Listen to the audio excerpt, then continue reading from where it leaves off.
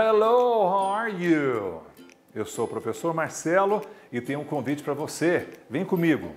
Meu convite para você é para que nós ficamos juntos na nossa English Class. O conteúdo é voltado para o 8º ano, mas isso não impede que você no 9º, no 7º, também participe. Quem sabe a gente não aprende mais um pouquinho hoje? I have a question for you.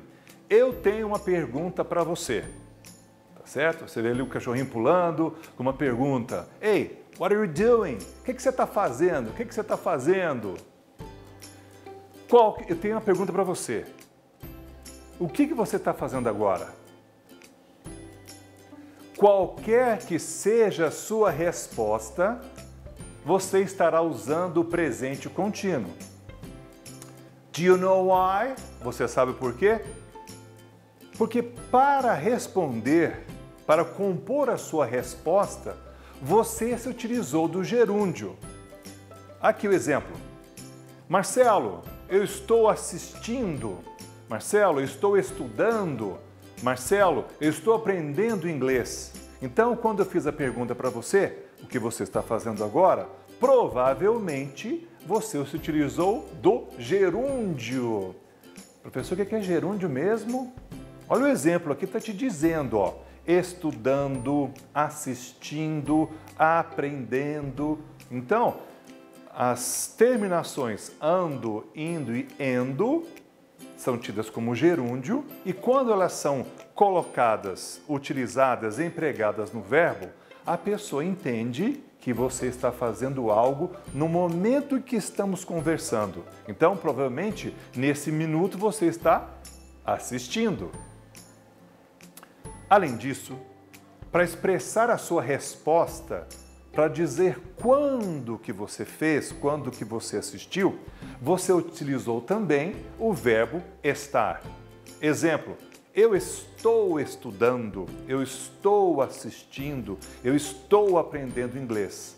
Então, para você compor a resposta, você se utilizou também do verbo estar.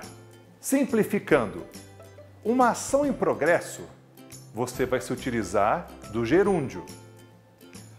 Quando acontece a ação, você vai se utilizar do verbo estar.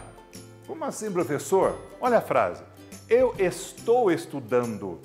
Então você nota pelo verbo estou que a ação está no presente. Eu estou assistindo, eu estou aprendendo. Então fica a cabo do verbo estar, mostrar a ti a frase que está acontecendo agora. Neste exemplo, eu troquei o tempo verbal do verbo estar. Eu escrevi estarei. Então você entende que é uma ação no futuro. Eu estarei estudando, eu estarei assistindo. O que acontece se eu trocar o verbo estar, mas no passado? Eu estive estudando, eu estive assistindo. Então você tem uma frase no passado. Então, quando você quer expressar o que está acontecendo agora, você tem dois elementos. O primeiro é o gerúndio, em amarelo, estudando, assistindo, aprendendo, ação no presente.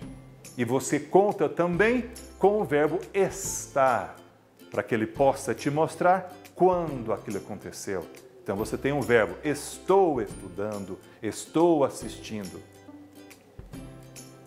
E agora, na língua inglesa, será que encontramos algum tempo verbal que nos ajuda a dizer que algo está acontecendo? Você quer expressar alguma coisa para alguém? Se eu te perguntasse, o que você está assistindo, o que você está fazendo agora em inglês? Será que na língua inglesa tem algum tempo verbal equivalente? Se você respondeu sim, então o que utilizaremos para dizer quando estamos realizando a ação? Você tem algum palpite? Será que você já tem uma leve impressão do que nós estamos falando? Any ideas? Present continuous. Para expressar uma ação em progresso, utilizamos o present participle. É novo para você esse nome? Que tal então ing form? Então, para expressar que uma ação está em progresso, que está acontecendo, você vai se utilizar da forma de ing. Exemplo, nós vamos pegar aqueles exemplos em português que estávamos analisando e vamos transformar em inglês. Então, eu estou estudando passou a ser I'm studying. Eu estou assistindo passou a ser I'm watching TV. Estou aprendendo inglês, I'm learning English. Então, nós passamos a frase do português para o inglês e ela está no presente contínuo. Vamos analisar? Então, aquela terminação ando, endo e indo, em inglês é a mesma coisa, não muda. Como assim? Em inglês, você vai colocar simplesmente ing. Então, o ando, endo, indo se transforma em uma coisa só? Sim, na língua inglesa, essa ação em progresso é descrita apenas colocando ing. Então, o verbo study virou studying, watch, watching, learn, learning.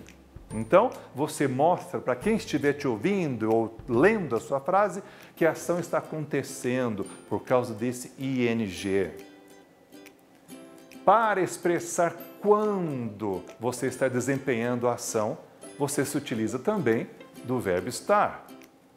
Por exemplo, I am studying, I am watching TV, and I'm learning English. Então, é a mesma coisa do verbo to be. Portanto, é a mesma coisa do português. Só que em inglês você utiliza ing para o gerúndio e você tem o verbo estar como auxiliar. Vamos para a fórmula, então. Nós temos o sujeito, o verbo e o objeto. Em inglês nós temos subject, verb and object. Para o presente contínuo, nós temos que colocar o ing logo após o verbo, por se tratar de um sufixo. É ele que vai demonstrar algo em progressão. Logo em seguida, nós vamos colocar o verbo to be. Então, entre o sujeito e o verbo principal, você vai colocar o verbo to be. Logo após o verbo, o ing. Isso tudo é para demonstrarmos uma ação em progresso. Isso quer dizer que na frase você vai ter o sujeito com ing e o auxiliar do verbo to be, am. Você vai encontrar também is e o are. São as três formas do verbo to be. O verbo principal não muda, é ing. Mas ali, nós temos todos juntos aqui. Então, na nossa fórmula, nós temos o sujeito da frase, nós vamos modificá-lo agora mesmo. E você tem todos os verbos to be aqui. Marcelo, quer dizer que então, no presente contínuo, eu vou contar sempre com o verbo to be? Sim. Sabe por quê? Porque é ele que mostra quando que a ação aconteceu. Lembra lá no começo da aula? Eu estive estudando, estarei estudando. Era o verbo estar que modificava. Em inglês também. É o verbo to be que vai te mostrar quando que a ação aconteceu. No caso, nós estamos vendo o presente contínuo. Então, por isso que o verbo to be está no presente. Agora, vamos para o segundo passo. Vamos para a fórmula. Colocamos o sujeito da frase. I am, colocamos o sujeito da frase. You, he, she, it, we, you and they. Olha, nós estamos começando a compor uma frase em presente contínuo. Nós temos os pronomes, você sabe o nome disso aqui, já estudamos, né? Subject pronoun, são pronomes que funcionam como sujeito da frase. O verbo to be está conjugado com ele, o verbo principal continua com ing. Olha a dica. O verbo principal permanece na forma de present participle. Present participle é uma forma na qual você coloca ing, tá certo? Então, não se esqueçam. Todos os verbos aqui foram colocados de forma que serão empregados no present participle ou ing. Então ficou I'm studying English, you are speaking English. He's flying an airplane, he's eating lunch, he's staying at home, we are working online, we're talking about present progressive, they are asking for help. Então, a frase ela é identificada como presente contínuo por esses dois motivos. O verbo to be como um auxiliar e o verbo principal com o ing. Então, I'm studying English. Eu estou estudando inglês. A pessoa entende que neste momento agora você estuda inglês. You are speaking English. Você está falando inglês. He's flying an airplane. Ele está voando no avião. She's eating lunch. Ela está almoçando. It is staying at home. Isto, o objeto, o animal, está em casa. We are working online. Nós estamos trabalhando online. Eu e você nesse momento agora. You are talking about present progressive. Você está falando sobre o presente progressivo. Professor, que é presente progressivo mesmo? É um outro nome que se dá ao presente contínuo. É a mesma coisa, tá legal? They are asking for help. Eles estão pedindo ajuda. Então, essas frases estão no presente contínuo, pois expressam algo que acontece agora. Olha a dica, o verbo to be está em todos os tempos, os tipos de sujeito. Então, não importa se é primeira pessoa, terceira pessoa do singular, o verbo to be está sempre junto. Frases negativas, professor. Nós pegamos as frases que nós estudamos agora há pouco e você vai simplesmente acrescentar o termo not. Qualquer lugar, professor? Não. Você vai colocar após o verbo to be. Então, se você olhar em vermelho aí, ó, você vai posicionar not para fazer a fórmula negativa após o verbo. I'm not studying English. You are not speaking English. He's not flying an airplane. Então, esta é a forma negativa. Bem simples, né? Quando você entende a fórmula, sujeito, verbo, objeto, quando você coloca o sufixo, você entende rapidamente o mecanismo de transformar negativa em interrogativa. Por falar em interrogativa, nós vamos pegar nossas frases modelo e nós vamos colocar na forma interrogativa. Dica, o verbo to be inicia a frase. Por quê? Porque ele é um auxiliar, então ele vem para o começo da frase. Troquei! Am I studying English? Are you speaking English? Is he flying an airplane? Viu? Você coloca a frase, o verbo to be no começo da frase, você começa a indicar uma intenção. Outra coisa que você deve fazer é adicionar o question mark, é o ponto de interrogação. Então, para que sua frase fique completa, é necessário que você coloque o ponto de interrogação. Não se esqueça, nas frases interrogativas, você muda também a entonação. A primeira, am I studying English? Am I studying English? Are you speaking English? Is he flying an airplane? Is he eating lunch? Existem alguns tipos de entonação, mas é importante que você também trabalhe com a entonação na hora de fazer a interrogativa. Vamos para a nossa revisão. Aprendemos um pouco mais sobre o presente contínuo, esse tempo verbal que expressa continuidade. Usamos o presente contínuo para falar de ações que estão acontecendo neste momento. Você está participando, você está assistindo, eu estou falando, eu estou explicando, então isso é o presente contínuo. Utilizamos para compor esse tempo verbal o verbo to be e o sufixo ing. Professor, eu posso tirar um deles? Não, os dois juntos mostram, primeiro, quando aconteceu, o verbo estar, e se está acontecendo, o ing. Então é por isso que os dois têm que estar juntos.